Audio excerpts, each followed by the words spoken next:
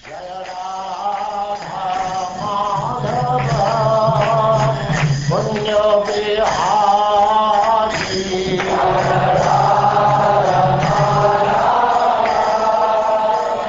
now Chapter 3.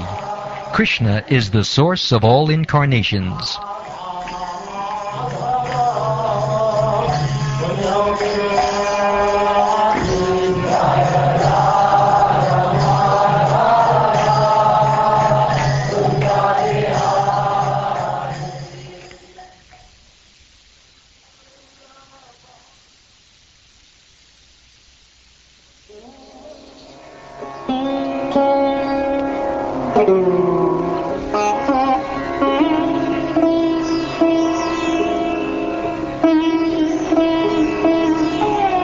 Sutta said, "In the beginning of the creation, the Lord first expanded himself in the universal form of the Purusha incarnation, and manifested all the ingredients for the material creation. And thus at first there was the creation of the 16 principles of material action. This was for the purpose of creating the material universe. A part of the Purusha lies down within the water of the universe.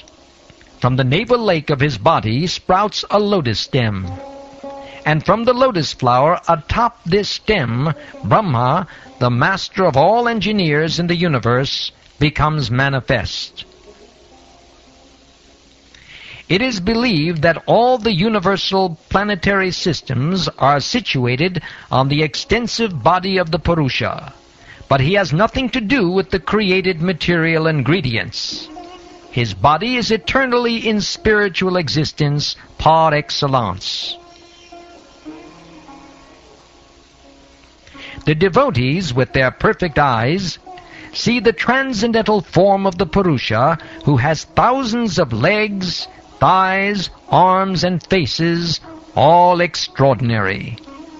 In that body there are thousands of heads, ears, eyes, and noses. They are decorated with thousands of helmets and glowing earrings, and are adorned with garlands. This form, the second manifestation of the Purusha, is the source and indestructible seed of multifarious incarnations within the universe. From the particles and portions of this form, different living entities, like demigods, men, and others, are created.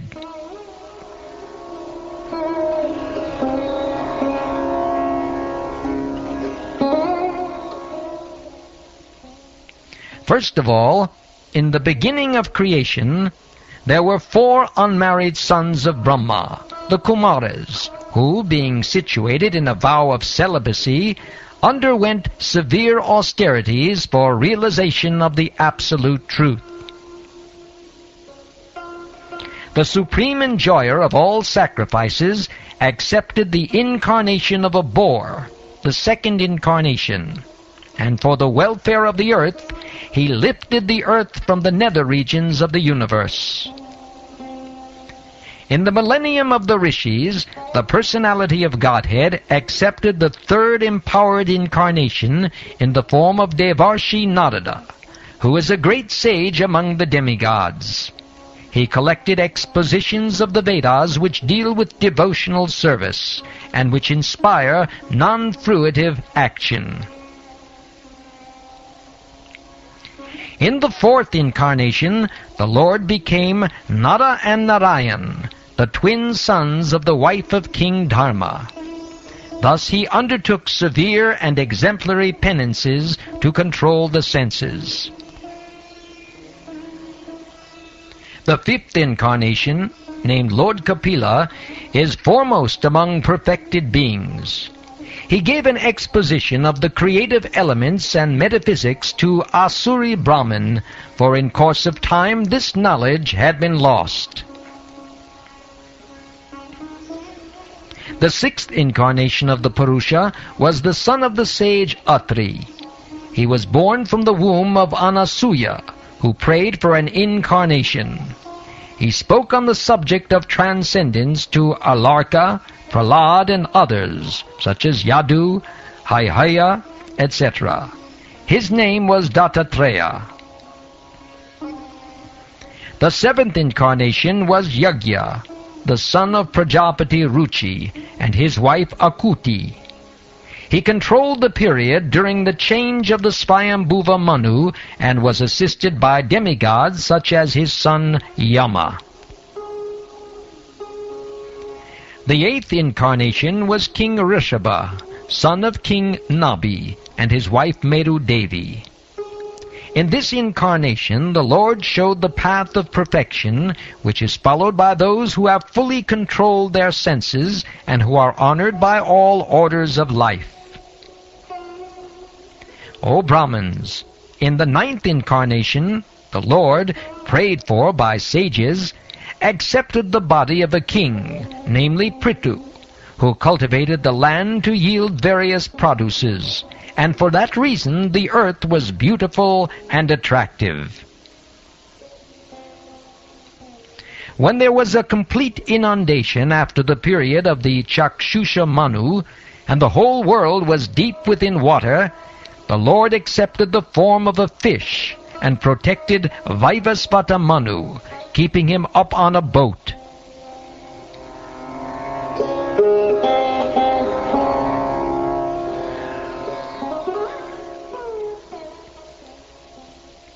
The 11th incarnation of the Lord took the form of a tortoise, whose shell served as a pivot for the Mandarachala hill, which was being used as a churning rod by the theists and atheists of the universe. In the 12th incarnation, the Lord appeared as Dhanvantari, and in the 13th, he allured the atheists by the charming beauty of a woman and gave nectar to the demigods to drink. In the 14th incarnation, the Lord appeared as Nrsimha and bifurcated the strong body of the atheist Hiranyakashipu with his nails, just as a carpenter pierces cane. In the 15th incarnation, the Lord assumed the form of a dwarf Brahmin, namely Vamana, and visited the arena of sacrifice arranged by Maharaj Bali. Although at heart he was willing to regain the kingdom of the three planetary systems, he simply asked for a donation of 3 steps of land. In the 16th incarnation of the Godhead, the Lord, as Bhrigupati, annihilated the administrative class, or Kshatriyas, 21 times, being angry with them because of their rebellion against the Brahmins, or the intelligent class.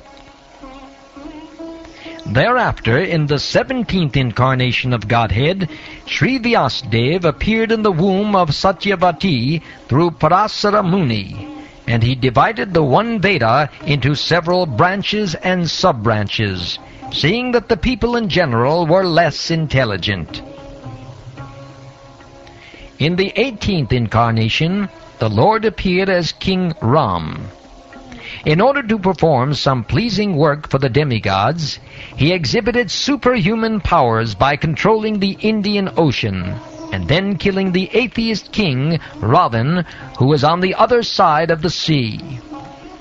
In the 19th and 20th incarnations, the Lord advented himself as Lord Balaram and Lord Krishna in the family of Vrishni, the Yadu dynasty, and by so doing he removed the burden of the world. Then, in the beginning of Kali Yuga, the Lord will appear as Lord Buddha, the son of Anjana, in the province of Gaya, just for the purpose of deluding those who are envious of the faithful theist.